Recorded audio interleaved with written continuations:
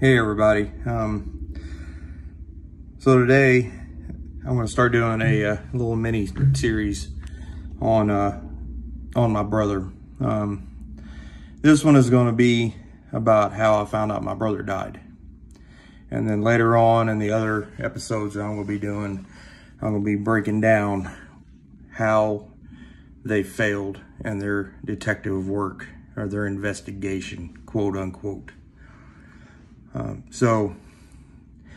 Most of you know I used to be in the Navy.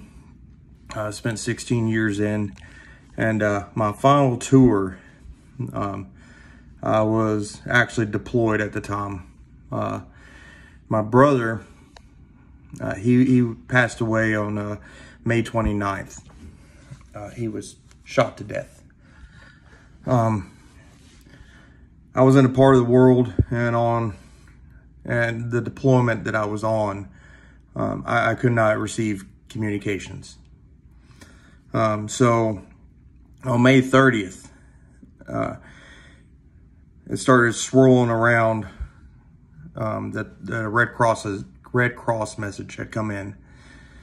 It said for the commanding officer's eyes only, so they gave it straight to him. Of course, it started, you know, all the people that were there started talking about who it could be for. You know, what's this Red Cross message about? The Red Cross message wasn't given to anybody. So fast forward about 3 weeks later, I was about to depart from my deployment, and my chief warrant officer, every time he always talked to me, you know, he'd always call me Living Good. Everybody else on board, you know, they'd known me for quite a long time. You know, they just call me Richie, you know, just whatever. But the warrant officer, he always makes sure to call me Living Good.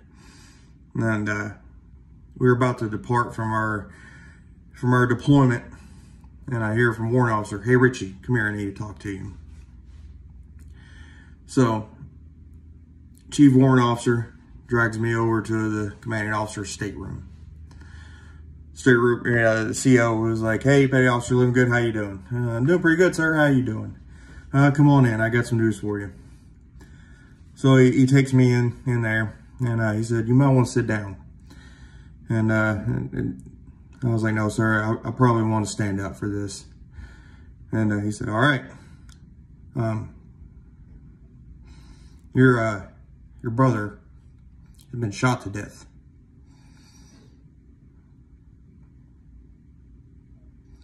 That deathly silence you're hearing right now, that's what was going on in the CO stateroom. I was like, my brother had been shot to death. The only thing I could think to ask that he might have an answer to, because I've received a couple of Red Cross messages in my time, was, which one was it? And he said, "I can't answer that. I don't know." So I was just, my brother had been shot to death. My brother has been shot to death. And all these questions were raging in my mind. You know, how did he get shot to death? Which one was it? When did he get shot to death? What was the circumstances behind it? I didn't have these answers. So I tried to, I said, "All right, thank you, sir. Appreciate it." And he said, "You know, of course, you need anything, you know, you can always come to me, talk to me about it." I'm like, "I appreciate it, sir." So I went down, and I was trying to find a place to just, you know, hide, I guess. Well, hadn't really quite sunk in yet, the gravity of the situation. So I went down, and I was trying to find a place to, you know, get away from people, you know, just so I could think. And then I was like, you know what? I'm not going to get any answers for a little while. Might as well just keep my mind off of it until, you know, I can actually contact my family. So I started watching Spider-Man. I thought, you know what? This is a good, wholesome movie. Maybe that'll be something to take my mind off of it. And then got to the part where Uncle Ben got shot. And then here I was, crying my eyes out around all these guys. And I didn't even know who I was crying for. I just knew I was crying for one of my brothers.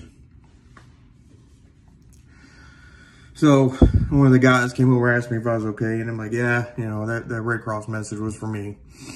And he's like, oh shit.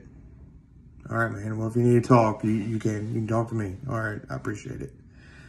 So I'm like, you know what? I'm just going to clean myself up here. I'm going to go see if I can't find some people to hang out with or something. So I found some guys that are watching a movie. And you know, I'll sit down and watch this with them.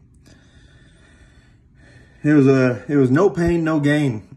Yeah, that'll take your mind off of it. You know, you got The Rock in there and everybody else. It was a good movie. It kept my mind off of it until the very end. The very end. As the credits started rolling, that song Gangster's Paradise started playing.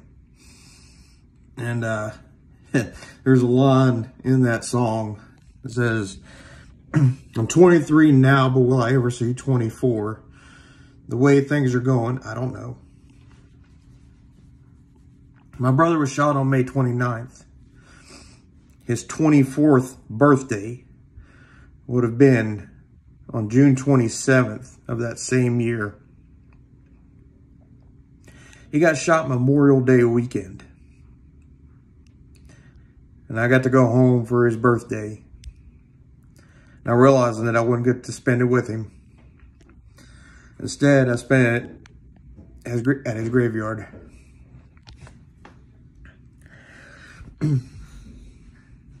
So, now you know how I found out. What we're going to be talking about next time is how the detectives have absolutely botched this investigation and all the steps I have taken to rectify their mistakes. And they refuse to do it.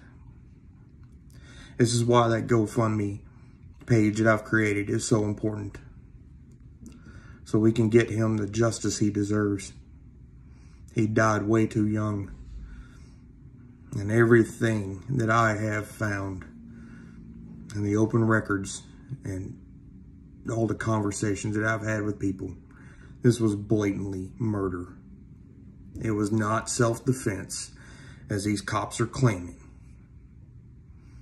It was absolutely murder.